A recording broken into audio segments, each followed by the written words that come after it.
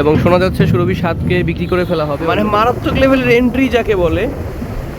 একই ফ্রেমে অন্যান্য দিনের তুলনায় সুরভি 7 আজকে অনেক বেশি টানতেছে। রাসেল 5কে কিভাবে ওভারটেক করা হচ্ছে দেখেন, বিক্রি করে দেওয়া হবে। ও কালো ধোয়া মেরে, এই হচ্ছে 3তলায় লিফটের দরজা। বরিশাল রুটের বর্তমান সময়ে সর্বোচ্চ গতিশীল লঞ্চ এমভি মানামি আজকে 5টা লঞ্চ পেয়ে কিছুটা গতির খেলায় মেতে উঠেছে। আসসালামু আলাইকুম বন্ধুরা, লঞ্চ ওয়েভ ইউটিউব চ্যানেলের পক্ষ থেকে সকলকে সাদর সম্ভাষণ জানিয়ে শুরু করছি সুরভি 7 লঞ্চে বরিশাল টু ঢাকা ভ্রমণ ভিডিও দ্বিতীয় পর্ব। যেই মুহূর্তে সুরভি 7 লঞ্চকে ক্রস করে বরিশালের উদ্দেশ্যে এগিয়ে যাচ্ছে প্রিন্স আওলাদ 10, ঠিক সেই মুহূর্তে পেছন থেকে মানামিও আসতেছে সুরভি 7 লঞ্চকে ওভারটেক করার জন্য। একদম সুরভি 7-এর বাম্পারে এসে জানান দিল নিজের অস্তিত্ব।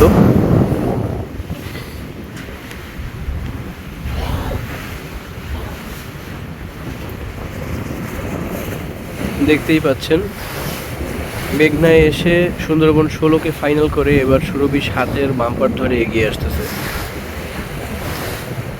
তো যদি আজকে শুভরাজ 9 লঞ্চকে ওভারটেক করে প্রথম পজিশন দখল করার টার্গেট থাকে মানামির, তাহলে তাকে এরকম গতির সাথে এগিয়ে যেতে হবে অথবা আরও একটু বাড়াতে হবে। তো এখন একটু পেছনে গিয়ে তার অবস্থাটা দেখলে মনে হয় ভালো হতো। তো চলে যাচ্ছি পেছনে। বরিশাল ঘাট থেকে ছেড়ে আসার পরে মেঘনায় নেমে আমরা যখন হাইমচর অতিক্রম করলাম, এই মুহূর্তে মানামি আমাদেরকে ওভারটেক করতেছে। তো বরিশাল থেকে ছেড়ে এসেছিলাম 9টা 25 মিনিটে, আর এখন একদম 1টা 25 মিনিট বাজে, অর্থাৎ ঠিক 4 ঘন্টা পরে মানামি আমাদেরকে ওভারটেক করতেছে। এই যে সুরভি 7 লঞ্চের প্রপেলার থ্রাস্ট দেখতে পাচ্ছেন, তবে এর আগে আমার মনে পড়ে এর চেয়েও বেশি দেখেছিলাম, কিন্তু ইঞ্জিনের স্পিড হয়তো কিছুটা কমানো হয়েছে। তারপরেও ভালো পরিমাণ গতিতে চলতেছে আজকে সুরভি 7, আর মানামি এরপরেও তাকে ওভারটেক করতেছে, কারণ মানামি হচ্ছে স্পিড কিং বরিশালের। সাথে সাথে আরেকটা জিনিস দেখেন, এই যে মানে মারাত্মক লেভেলের এন্ট্রি যাকে বলে। একই ফ্রেমে মানামিকে দেখতে পাচ্ছেন ঢাকার উদ্দেশ্যে, অন্যদিকে এম খান 7 যাচ্ছে বরিশালের উদ্দেশ্যে।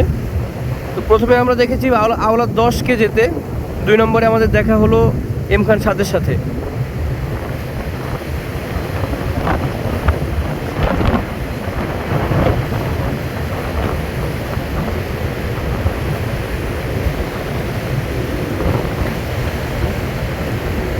তো অন্যান্য দিনের তুলনায় সুরভি 7 আজকে অনেক বেশি টানতেছে।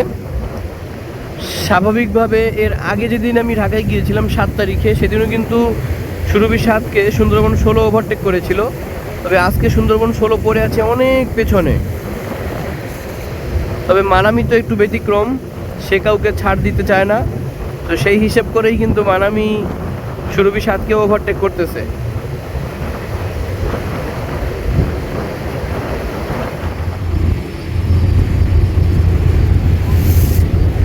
তো সুরভি 7 লঞ্চের একদম সামনে চলে আসলাম। দেখতে পাচ্ছেন আমি ডান পাশের ফেন্ডারে দাঁড়ানো, আর এই মুহূর্তে মানামি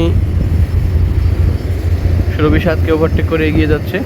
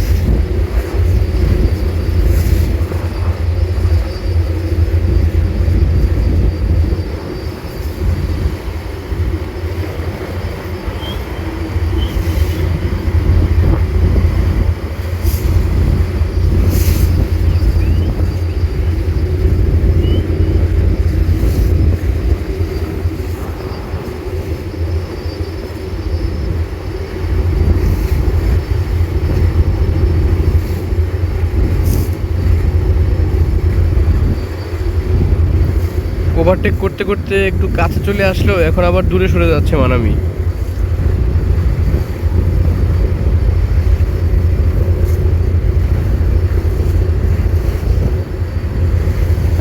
তার দূরে সরে যাওয়ার কারণটা হচ্ছে এই যে লাল বাতি, এটা কোনো একটা জালের মাথা, তো এটার উপর দিয়ে চালিয়ে গেলে সমস্যা হতে পারতো, এই জন্য কিন্তু সে ডান দিকে সরে যাচ্ছে, অনেকটা ডান দিকে।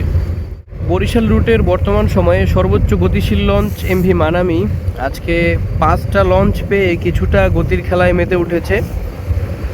তো বরিশাল থেকে 5 নম্বর পজিশনে ছেড়ে ইতিমধ্যেই সে কিন্তু 2 নম্বর পজিশন দখল করতে চলেছে। অলরেডি প্রথমে পারাবত 18, তারপরে সুন্দরবন 16 এবং তারপরে এই সুরভি 7কে ওভারটেক করে এখন সে 2য় নম্বর পজিশনটা দখল করে নেবে। তারপর সামনে থাকবে একমাত্র লঞ্চ শুভরাজ 9। ডাইহাটসু এবং ইয়ানমার ব্র্যান্ডের 2টা জাপানি ইঞ্জিনের দুর্দান্ত শক্তিকে কাজে লাগিয়ে সুরভি 7কে ওভারটেক করে এবার 2য় নম্বর পজিশন দখল করে নিল মানামি। এবং তার বাম পাশের ইঞ্জিনের প্রপালার থ্রাস্ট অনেকটা বেশি দেখা যাচ্ছে ডান পাশেরটার থেকে।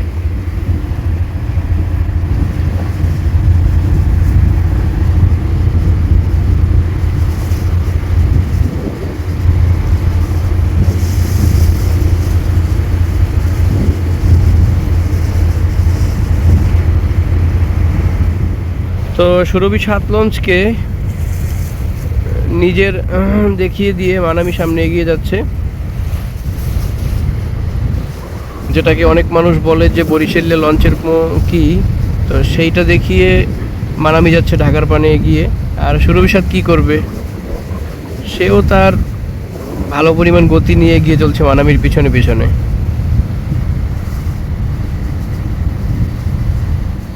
প্রিয় দর্শক, দেখতে পাচ্ছেন সুরভি 7 লঞ্চের ইঞ্জিন, আর এটা হচ্ছে ডান পাশের ইঞ্জিন এবং এটা জাপানি ডাইহাটসু ব্র্যান্ডের 1750 বা 1800 হর্স পাওয়ার হবে এবং এর আরপিএম 600-র মতো।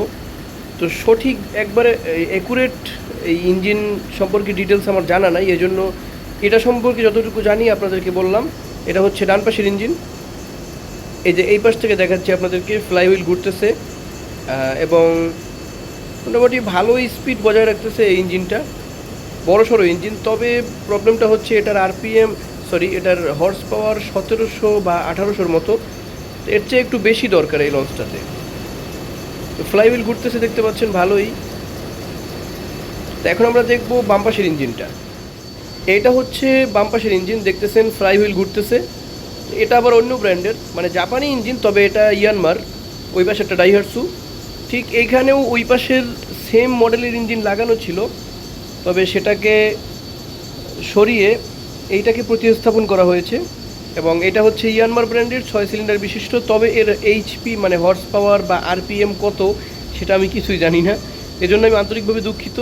মানে আজকে এই সুরভি 7 লঞ্চের ইঞ্জিন ডিটেলস আমি তেমন একটা দিতে পারলাম না আপনাদেরকে, তবে এই ইঞ্জিনটার একটা মিটার দেখতে পাচ্ছি, তো এখানে আপনাদেরকে আরপিএমটা দেখাতে পারবো অন্তত। জুম তো করলাম, এবার একটু ব্রাইটনেস কমাইলে ব্যাপারটা ক্লিয়ার দেখা যাবে। এই যে 930, আরে বাপরে সেরা, 930 আরপিএমে চলতেছে এই ইঞ্জিনটা, ভালোই আরপিএম তুলছে, এই জন্যই তো লঞ্চটা আজকে ভালো মুডে আছে দেখতেছি।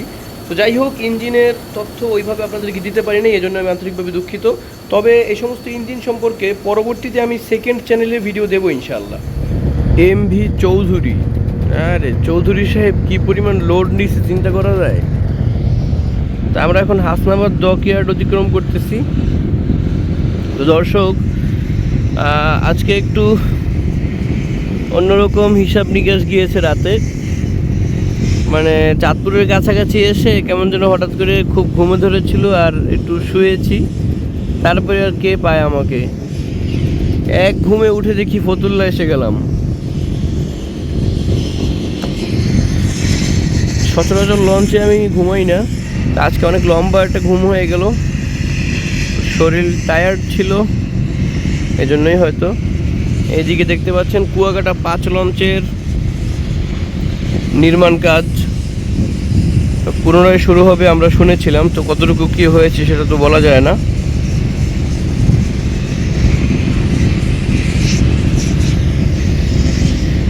তো এখন একটু লঞ্চের যেসব অংশ আমরা ঘুরি নেই ওইসব অংশ একটু ঘুরে দেখব। ছাদের উপরে এই যে অংশটা দেখতে পাচ্ছেন গ্লাস দিয়ে ঢাকা, এটা হচ্ছে এই কুয়াকাটা দুই, এখানে কিছু পাথরকুচি গাছ আছে। এই গাছগুলোর পাতা ফেলে রাখলেই কিন্তু সেখান থেকে গাছ হয়।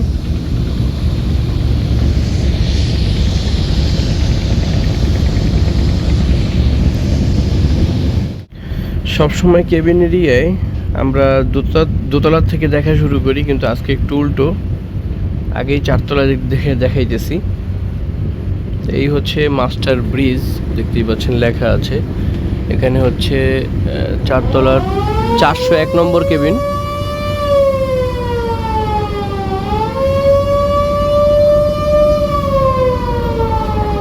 এই দিক থেকে এটা 404 নম্বর।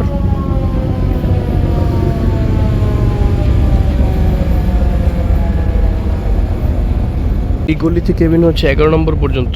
আর এখানে একটা টয়লেট, বেসিন আছে, আয়না লাগানো আছে। আর এই পাশে 12, 13, 14, 15টা কেবিন আছে এই চারতলায়। চলে আসলাম মাস্টার ব্রিজে। দেখতে পাচ্ছেন সুরভি গ্রুপের একটা পতাকা। এদিক দিয়ে চলে আসলাম আমরা পোস্তগোলা ব্রিজের কাছাকাছি। আর অল্প সময়ের মধ্যে আমরা ব্রিজ অতিক্রম করব। আর এই একটা লঞ্চকে আমরা ওভারটেক করতেছি। এটা হচ্ছে সেই রাসেল পাঁচ।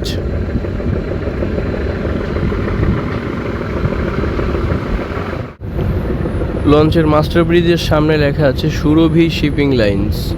সুরভি সিরিজের একমাত্র নৌযান। এটাও হয়তো কয়েকদিনের ভিতরেই আর সুরভি সিরিজের খাতে থাকবে না, বিক্রি করে দেওয়া হবে। ও মনে হচ্ছিল একবারে লেগেই যাবে। চমৎকারভাবে আমরা পোস্তগোলা ব্রিজ অতিক্রম করতেছি। আর এই যে রাসেল পাঁচ, বোরহানুদ্দিনের লঞ্চ, এটাকেও আমরা এখনই ওভারটেক করে ফেলবো। এবং ভরপুর যাত্রী হয়েছে এই লঞ্চটায়।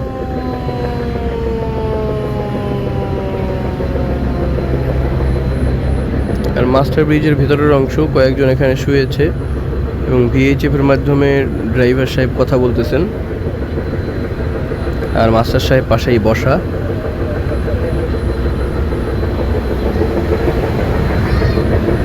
তো আমরা এখন চলে যাব তিনতলায়। চারতলা এবং তিনতলায় যা ওঠানামার সিঁড়ি হচ্ছে এটা। সিঁড়িগুলো আমি আপনাদেরকে কালকেই দেখিয়েছিলাম, তারপরে আবার দেখাচ্ছি।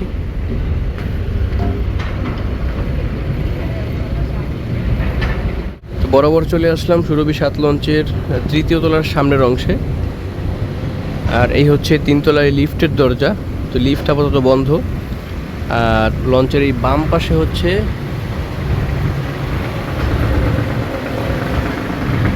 301 নম্বর কেবিন। তো এখান থেকে এই তিনতলার কেবিন শুরু।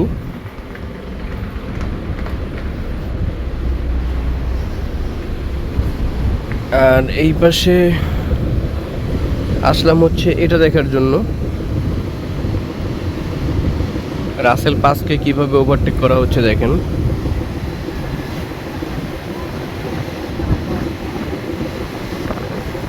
তিনতলায় আমরা কেবিন দেখতেছিলাম। ওই পাশে 301 নম্বর কেবিন দেখেছি, আর এটা হচ্ছে 349। কিন্তু এখানেই শেষ নয়, কেবিন আরও আছে, সেটা হচ্ছে মধ্যের সিরিয়াল।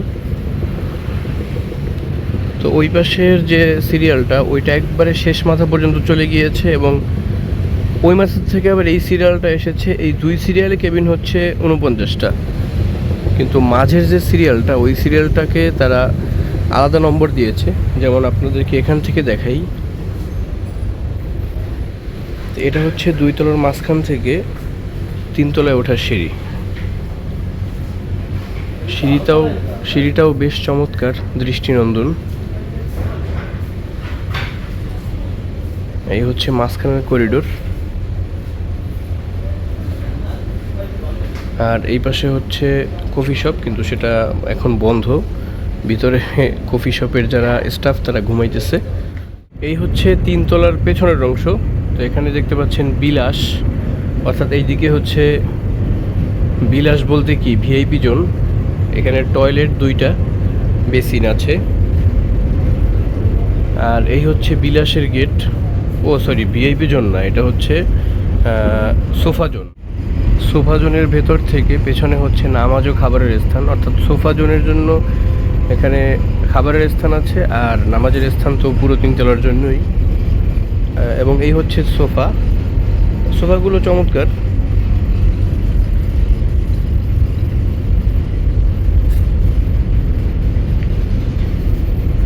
আর এই সামনে যেই লকারগুলো দেখতে পাচ্ছেন, এই লকারগুলোকে আপনি কিছু টাকা জামানত, 100 টাকা বা কিছু টাকা জামানত দিয়ে লকারগুলোকে নিতে পারবেন চাবি সহ। পরে আবার যখন আপনি লঞ্চ থেকে নেমে যাবেন তখন আবার ওই টাকাটা আপনাকে ফেরত দিয়ে দিবে এবং আপনি চাবিটা দিয়ে দিবেন। এটা হচ্ছে জামানতের সিস্টেম।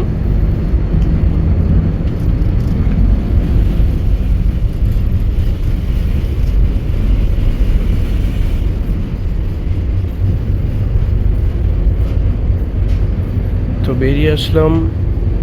এখানে দেখতে পাচ্ছেন 372 নম্বর কেবিন, আর এই পাশে হচ্ছে 373। সম্ভবত এই 73 নম্বরই হচ্ছে 3 তলার সর্বশেষ কেবিন। তো 3 তলার কেবিন এরিয়া ঘুরে দেখতে দেখতেই আমরা কিন্তু সদরঘাটে পৌঁছে গেলাম। দেখতে পাচ্ছেন মানামি চলে আসছে, শুভরাজ 9 চলে আসছে। তো আজকে সম্ভবত মানামি শুভরাজ 9কে পায়নি, নাকি পেয়েছে শিওর বলতে পারি না। বরিশাল ঘাট থেকে 3 নম্বর পজিশনে সুরভি 7 ছেড়ে আবার সেই 3 নম্বর পজিশনেই ঘাটে চলে আসলো। মাঝখানে কিছু পজিশন বদল হয়েছে। তো এখনও সুন্দরবন 16 এবং পারাবত 18 ঘাটে এসে পৌঁছায় নাই। আজকে ভালো চালিয়েছে লঞ্চটা। 3 তলায় কেবিন সংখ্যা দেখে ফেললাম, মোট কেবিন হচ্ছে 73টা।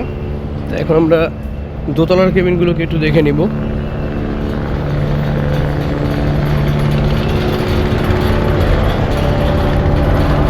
এখানে লাস্ট কেবিন হতেও পারে এটা, যে 234, আর নাও হতে পারে, সেটা আমরা একটু দেখে নিচ্ছি।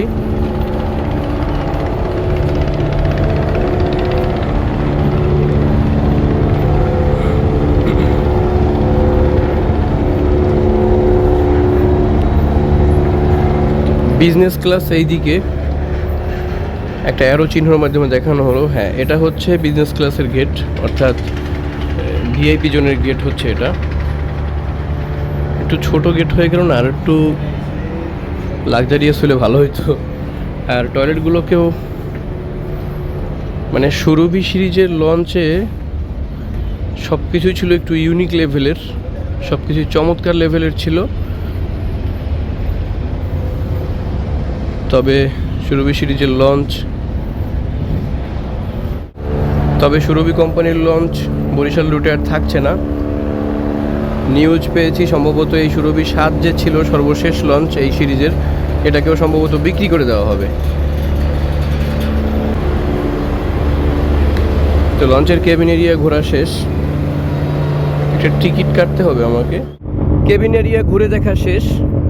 তো 4 তলায় ছিল 15টা কেবিন, 3 তলায় 73টা, আর দোতলায় হচ্ছে 34টা। সর্বমোট সুরভি 7 লঞ্চে কেবিন রয়েছে 122টা। আর ভিআইপি জোনে যদি 4টা থাকে তাহলে হবে 126, আর 6টা থাকলে হবে 128, এই আর কি। তো আপনাদেরকে একটু কালো ধোঁয়া মেরে ইঞ্জিনের উপরে প্রেশার নিয়ে লঞ্চকে ঘাটে ফেরার ক্ষেত্রে করা হচ্ছে। এখন একটু ডেক শ্রেণীটা ঘুরে দেখব। আমরা ছাদের পেছন দিক দিয়ে 3 তলায় নেমে আসলাম। এখানে এই যে সুকান শেফট 2টা দেখতে পাচ্ছেন, ওজুখানা, আর এই ভেতরে হচ্ছে মসজিদ। এই অংশে ডেক শ্রেণীর যাত্রীরা এসে নামাজ পড়বে, আর ওই অংশে কেবিন যাত্রীরা এসে নামাজ পড়বে।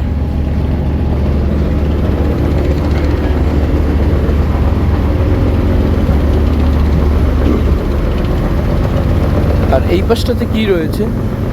আচ্ছা, এখানে কেবিন, এই কেবিন 2টা আছে এখানে। এগুলো হচ্ছে মূলত ওই যে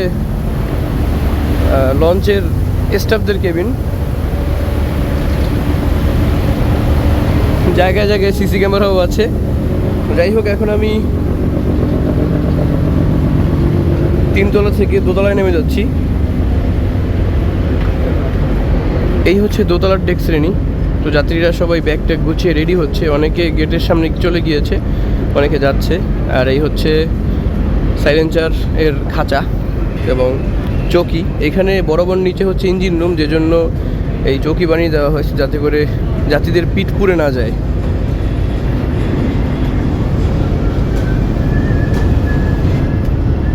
সুরভি 7 লঞ্চের এই ডেকেও ডেকোরেশন চমৎকার।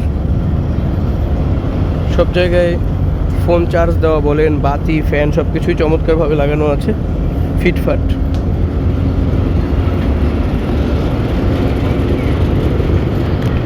সিঁড়িটাও তো সেরকমের সিঁড়ি, একটা খানদানি ভাবসাব। এই হচ্ছে নিচতলার ডেক শ্রেণী। সবাই কিন্তু রেডি হচ্ছে নেমে যাওয়ার জন্য। যাত্রী একবারে ফুল ফিলও হয় নাই, আবার একবারে কমও হয় নাই, মোটামুটি যাত্রী হয়েছে। যেহেতু যাত্রী চাপ তেমন নাই, কিন্তু লঞ্চ ছিল 5টা, এজন্য যাত্রী একটু কম কম লাগবে। এই হচ্ছে নিচতলার সেই বিখ্যাত সিঁড়ির নিচের দোকান, আর এইটা হচ্ছে ক্যান্টিন। সব কিছুই অফ হয়ে গিয়েছে। আর পেছনে স্বাভাবিকভাবে যেগুলো থাকে আর কি, একটা হোটেল, ভাতের হোটেল, ইঞ্জিন রুম, তারপরে কিছু টয়লেট। এই যে সুরভি রেস্টুরেন্ট এই দিকে, অর্থাৎ পেছনে ভাতের হোটেল। সব কিছুই বন্ধ, আর পেছনে গিয়ে কি লাভ। আর ইঞ্জিন রুম তো আগেই দেখাইছি।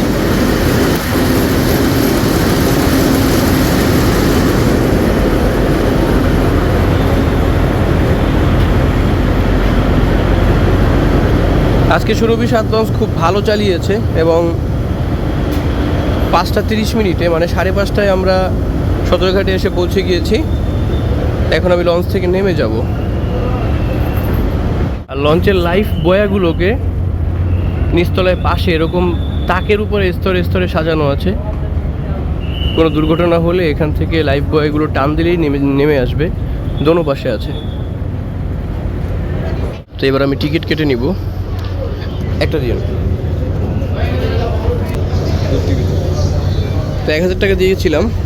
স্বাভাবিকভাবে লঞ্চের ভাড়া 400 টাকা চললেও আজকে সবগুলো লঞ্চ 300 টাকা করে টিকিট নিয়েছে।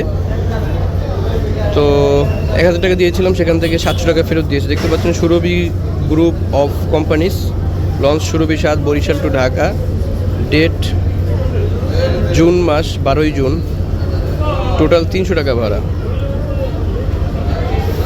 400 টাকা হচ্ছে টিকিটের দাম, কিন্তু ডিসকাউন্ট হয়েছে 100 টাকা, অর্থাৎ 300 টাকা ভাড়া রেখেছে। তো দর্শক, চলে আসলাম সদরঘাটে। আর বরিশাল ঘাট থেকে 3 নম্বর পজিশনে ছেড়েছিল এই সুরভি 7, অর্থাৎ প্রথমে শুভরাজ 9 এবং তারপরে পারাবত 18, এরপরে সুরভি 7।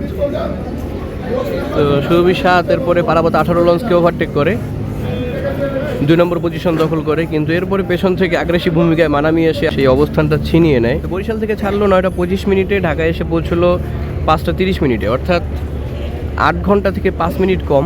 ওই তো 7 ঘন্টা 55 মিনিটে ঢাকায় এসে পৌঁছেছে সুরভি 7। ছিল সুরভি 7 লঞ্চে ভ্রমণের ভিডিও, এবং শোনা যাচ্ছে সুরভি 7কে বিক্রি করে ফেলা হবে অন্য কোনো অপারেটরের কাছে, এবং সেটা হয়তো বরিশালেরই কোনো অপারেটর। অর্থাৎ সুরভি সিরিজের এই লঞ্চটা বরিশালের অন্য কোনো কোম্পানি কিনে ফেলবে। সেক্ষেত্রে দেখা যাবে যে সুরভি গ্রুপ যুগ যুগ ধরে বরিশাল রুটে যাত্রী সেবা দিয়ে যাচ্ছে, সেটা শেষ প্রান্তে চলে আসছে। সুরভি 8 নেই, সুরভি 9 নেই, এখন সুরভি 7ও তাদের হাতছাড়া হয়ে যাবে, বিক্রি করে দেওয়া হবে। এরপরে তারা বিদায় নিলেও সুরভি 7 থেকে যাবে অন্য কোনো কোম্পানিতে, অন্য কোনো নামে হয়তো। যেমন সুরভি 8 রয়ে গিয়েছে অন্য কোম্পানিতে একই নামে। তো যাই হোক, ভিডিওটি এখানেই শেষ করতেছি। তো যারা ভিডিওটি এই পর্যন্ত দেখেছেন অসংখ্য ধন্যবাদ জানাচ্ছি আপনাদেরকে। তবে এখনও লাইক, কমেন্ট, সাবস্ক্রাইব না করে থাকলে ভাই কিপটামি বাদ দেন। আপনাদের অনেক রিকোয়েস্ট এবং আমারও অনেক মনের আশা ছিল সুরভি 7-এ ভ্রমণ করব। তো মালিকানার পরিবর্তনের মুহূর্তে এসে এই লঞ্চে একটা ভ্রমণ হয়েই গেল। তো সেই উপলক্ষে সবাই একটা করে হলেও কমেন্ট করে দিবেন কেমন লেগেছে ভিডিওটি। আর সাবস্ক্রাইব না করে থাকলে সেটা অবশ্যই করে ফেলবেন, এবং লাইক করতে তো মোটেও কিপটামি করা যাবে না। লাইক হচ্ছে একটা খোঁচার কাজ, ওই লাইক অপশনে একটা খোঁচা মেরে দিবেন, আর কিছুই না। এবং আপনাদের লঞ্চ প্রিয়, ভ্রমণ প্রিয় বন্ধুদের কাছে আমাদের ভিডিওগুলো শেয়ার করে দিবেন। তো দেখা হচ্ছে নতুন কোনো ভ্রমণ ভিডিওতে। সকলে সুস্থ থাকুন, ভালো থাকুন, বেশি বেশি লঞ্চ ভ্রমণ করুন। ধন্যবাদ সকলকে, আল্লাহ হাফেজ।